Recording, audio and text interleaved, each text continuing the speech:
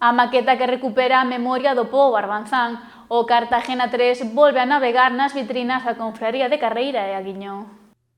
A frase "quen esquece a súa historia está condenado a repetila" soa potente entre as achas de madeira da maqueta realizada por Luís Crujeiras, o riberense que leva máis de 50 anos fabricando a pequena escala embarcacións con historia, e nesta ocasión traendo de novo a traxedia do 1945, o sufraxio do Cartagena 3, o barco de cerco que se levou 23 vidas mariñeiras en Corrubedo. Cartagena é unha historia que eu sempre fun criado ou escoitado da boca da final da miña abuela. Meu fillo, o que pasou no Cartagena, pero o Cartagena sí, pero tamén que sabías que o Cartagena, pero que pasou no Cartagena? E de aí non pasaban pa diante. Os transcursos dos anos o Cartagena sigue aí. Entón, o que eu trato de facer é rebobinar hacia atrás de cando eu era mariñeiro e buscar e navegar no internet, nos medios que temos ao noso alcance, saber que era o Cartagena en sí.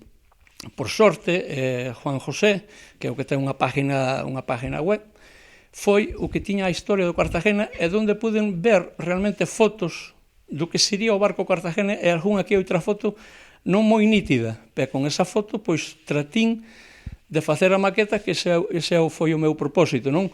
Para, ao mesmo tempo, darlle ese homenaxe a toda esa xente que estuvo no olvido durante moitos anos, lamentablemente. Non no olvido das familias, claro, as familias están por encima de todo, pero senón dun pobo. O de Carreira e Aguiño, que poderán recordar grazas á cesión de Luís á confraría, que esta mañá recibiu un anaco de memoria mariña.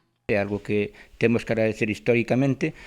Sabemos que é unha historia tráxica, pero, bueno, ao mesmo tempo sabemos que non debemos de olvidarnos do que é, nin de que esa xente pois formou parte da nosa cofradía, a cofradía de Carreira e Aguiño. E neses anos, pois, a cofradía se estaba funcionando, o opósito da cofradía de Carreira e Aguiño se estaba funcionando perfectamente. Estamos falando do ano 24, cando empezou a formarse. E, bueno, no ano 45, que foi cando pasou esta traxedia, pois era xente que estaba dándolle auxe e dándolle poder e ao mesmo tempo pois economía ao pobo de Aguiño de Carreira.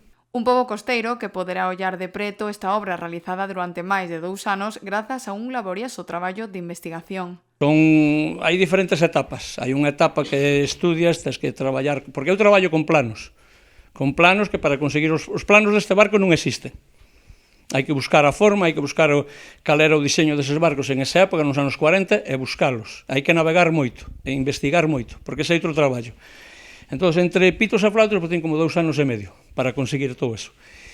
Este barco, vamos a ver, está feito en madeira, e ten, pois, máis ou menos 2 anos e medio, porque fixen primeiro as cuadernas, as formas, o monto, despois fago o casco, o que é o casco solo, e aí paro. Teñome que relajar, porque un non ten a inspiración continua. Non hai esa inspiración, pois, desaparece. E hai que esperar a que volva. E a miña inspiración ven de noite ou de madrugada. Ás veces ás 4 da mañán estou traballando en el. Porque a paixón de Luís coas maquetas que ten repartidas por Ferrol ou Vigo sobrepasa os planos. Si, pero hai moita pasión. As investigacións dos barcos que fago son bastante laboriosas. Porque, vouche explicar, ou os explico a todos. O meu traballo, cando eu o presento, tens que ver a maqueta e a maqueta tenche que falar. O barco tenche que dicir algo. Se o barco, para min, non che vai a contar unha historia, como que lle falta algo, como que está huérfano. Entón, trato de facer traballos que falen, que conten a vida, que conten a historia.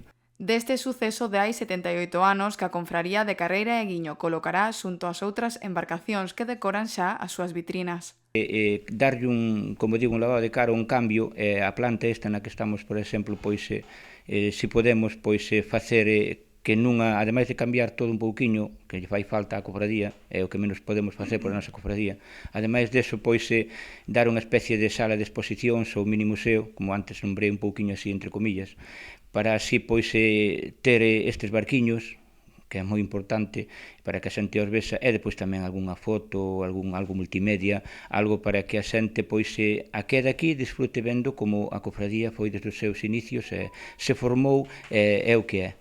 os pasos que dou tan grandes en cada época. E despois tamén, claro está, para que a xente de fora, pois tamén, claro está, que sepa o que é unha cofradía. E para non esquecer os sucesos que marcan a historia dun pobo.